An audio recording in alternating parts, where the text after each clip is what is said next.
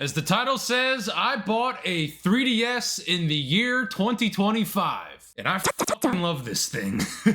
When it comes to retro gaming, a lot of the consumerism behind it and the insane price of a lot of games is mostly driven by nostalgia, in my opinion. Why did I buy Monsters Inc. Scream Arena? I had it as a kid, literally no other reason. And I'll admit I have a lot of Nintendo handheld nostalgia, thanks to the Game Boy Color, the Game Boy Advance models, and the original Nintendo DS. Spent a lot of time playing these devices, mostly on Pokemon, but I hold very heavy nostalgia for them. However, when it comes to the Nintendo 3DS, I never actually owned one. They came out right around when I was in college, and I would have considered myself too cool to own a Nintendo 3DS. But as I've gotten older, I'm really starting to get into retro gaming again, and also really starting to get into handheld gaming specifically. There's just something magical about ending the day on the couch with your Steam Deck in your hand, playing video games, laying in bed with your wife, or if my wife is watching something on TV that I don't care about, you can just whip out my gaming device and just play whatever without having to hide here in this room like a cave troll on my PC. And even though the Steam Deck can emulate a vast majority of retro gaming, I never really attempted to emulate the 3DS just because it just seems so wrong. Since the 3DS has dual screens and has an actual 3D mode on the top screen, trying to play it on a Steam Deck just never felt right, and I just never really wanted to do it. But I felt like I was missing out on a lot of games, specifically Omega Ruby Alpha Sapphire, Super Mario 3D Land, 3D Majora's Mask and Ocarina of Time, and Luigi's Mansion Dark Moon were all games I've always wanted to play, but just never quite felt like I could because I didn't have a 3DS specifically. And now that I've had one for a couple months, wanted to just give my thoughts on my experience with it. As you can see, I have modded this 3DS and have made legal copies of all of these games.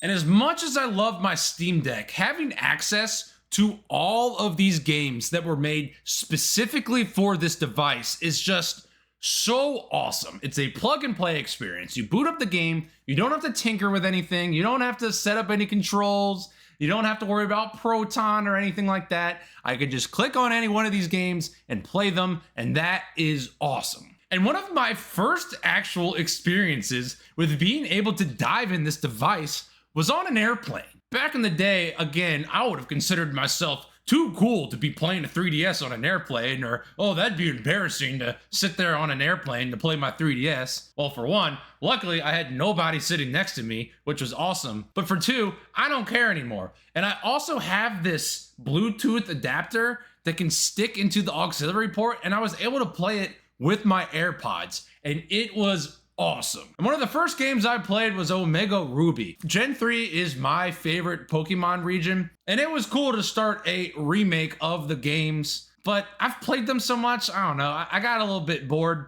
Here's my team that I made. I misspelled a bunch of their nicknames because the keyboard was kind of funky. I don't know, I'll probably get back to it, but I just kind of got bored. I moved on to Luigi's Mansion Dark Moon, and I really like this game. I don't like it as much as the original Luigi's Mansion. It's a little weird how there's segmented missions. Seems like sometimes right when I'm getting into a mission, EGAG starts yapping at me and yanks me out and sends me back to the lab, which I don't love that feature. I would love to just be able to explore the castle in peace without constantly being yanked in and out. But I was so impressed by the graphics on this game. It is beautiful, and immediately it just blew me away that a game like this runs natively on this little device. I also played Paper Mario Sticker Star because the first two Paper Mario games are some of my favorite games of all time, and as you can tell by the change of the excitement in my voice, this game is terrible.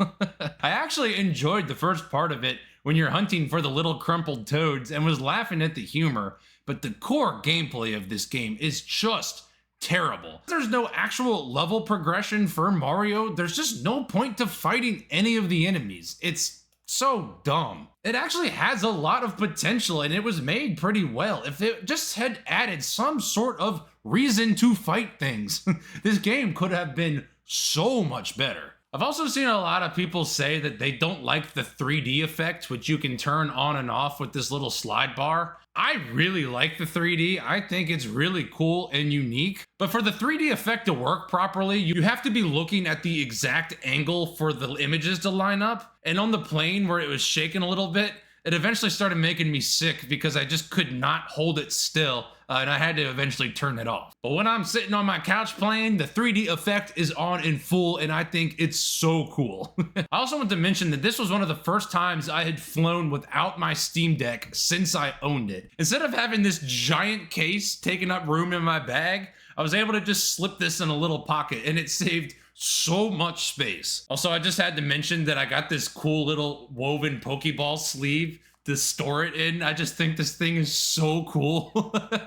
And now being back at home and several months later, I am still choosing to play this thing instead of my PC sometimes, or instead of my Steam Deck. One of the games that I have really enjoyed is Super Mario 3D World. It's nothing crazy, it's nothing groundbreaking. The levels are pretty simple, and you kind of have to think of it as like a 2D level segmented Mario game, but in 3D. And kind of once you get your head wrapped around that you're not playing Mario 64 or anything groundbreaking, it's still pretty fun. I had fun playing through it, or at least I thought I played through it.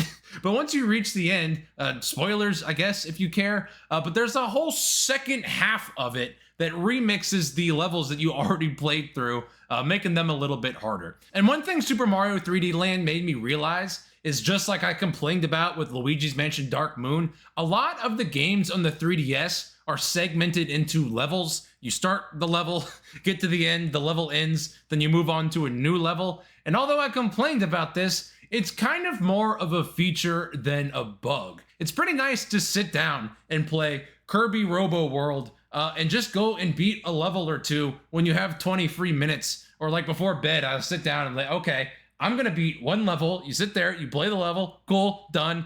Turn it off, close it, go to bed. It's really great when you just have 20, 30 minutes of spare time and just want to accomplish something. Unlike a lot of mainline games where there's cutscenes and other crap and you might spend an hour without actually playing anything. I really like what is it called? Yoshi's Woolly World, which is a super cozy game that I like to play before going to bed. It just knocks me out. It's like a little warm blanket with hot cocoa before bed. That's how I would describe Yoshi's Crafted World. I've also played a little bit of Pokemon X and Y, but I don't know why I just can't get into these Pokemon games. I think part of the problem is already knowing which Pokemon are in these games from Pokemon Go and the newer Switch versions. So a little bit of the mystery element of seeing new Pokemon is lost, which is always my favorite part about new Pokemon games. So I don't know, I just can't really get into them. I keep trying, it just hasn't happened yet.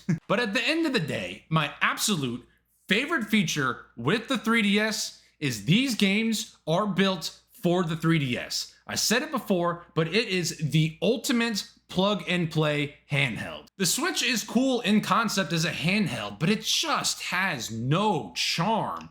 You boot it up, it wants to connect to the internet, it's got this bland screen. The 3DS has custom themes. This one is a Luigi one. Each game has its own cool menu that uses the 3D effect. It just has so much charm when you boot it up.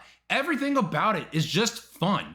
Newer video games, everything having to connect to the internet and update and all this freaking connections, it just loses its charm versus retro gaming like this, where you boot it up, you press A, and you just start playing. It's just a magical feeling that you just don't get anymore from modern gaming. And even with all the hours I've put into this thing so far, I feel like I've only scratched the surface, and I am so excited to continue playing this awesome library of games. And I've seen a lot of posts and a lot of people talking about, oh, you can use it to emulate PS1 games and do all this other stuff. I just haven't really had an interest in it. I have just been loving the 3DS library for what it is. Maybe I'll start to tinker with it a little bit more in the future, but as of now, that has been the absolute best part. But you may be asking yourself, how the heck am I showing videos of the progress I've made in these games? Well, the answer is, I love that 3DS so much that I bought a new 3DS XL NES edition with a capture card, which allows me to plug it into my PC and capture footage with it. So coming soon to the channel, we'll have 3DS gameplay, baby. So if you're interested in seeing some 3DS gameplay footage, like, comment, subscribe, click buttons, and it'll be coming soon. ScootTube out. Oh yeah, I also have a 2DS. It came basically for free with the 3DS.